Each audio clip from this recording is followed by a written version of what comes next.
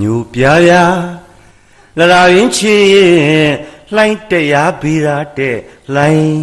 တရားစင်မတ်ပြီးတာလေးလေဗျာမြို့ဝကျွမောဒေသညူပြားဗျာ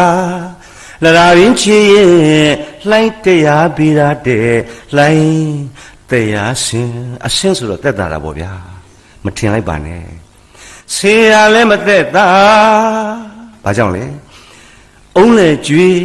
ရေဘောလောမျိုးစုံလို့လားမတ်ပြီတာတက်တောင်တက်တာလေးလှိုင်းစီဆင်းသွားတာဟိုဘက်ကအုံးလက်ကြီးကလည်းကျွေးလာတယ်အစင်းနဲ့အလားတွေ့ပြီဘေးရာဓမ္မအထွေးအုံးလက်ကျွေးသူနဘေးဆောင်းငယ်ရသည်ဟာအုံးလက်ကျွေးနဲ့ဆောင်းမိပြီ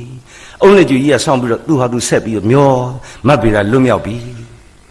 မထင်လိုက်ပါနဲ့哦နောက်တစ်ခုပြဿနာထပ်တက်ပါတယ်လောကရန်တရားပြနေတာဆောင်းငယ်လဲမသက်တာဗါတယ်လေဆောင်းငယ်လဲမသက်တာနောက်တစ်ချီဒီတလုံးကဖုံးလိုက်ပြန်ရာလှိုင်းကြီးကထပ်ပြီးတော့ဖုံးလိုက်ပြီးမတ်ဗီရာမြုပ်သွားပြီမြုပ်လေပေါ့ပေါ်မလားမတ်ဗီရာအလှအာယူပြီးတော့ပြန်ပြီးတော့ရုံးကန်လိုက်တယ်တလံဝါလှိုင်းအကြွပေါ်လိုက်ပြန်ရာဟာမတ်ဗီရာလေးပေါ်လိုက်ပြန်ပြီခဲအောင်မွေလေးနဲ့တလူလူနဲ့လောကရန်အန်ခဲပြီးတော့ဒန်တွေကိုလှိုင်းလို့သူချွတ်ဖြတ်နေမတ်ဗီရာအလှတလံဝါလှိုင်းအကြွပေါ်လိုက်ပြန်ရာပေါ်ပြန်လဲမသက်တာဘာကြောင့်လဲချောင်းအဆွဲမြောင်းငယ်တဲ့ကဘဲထွက်လို့လားဘဲဥကတရား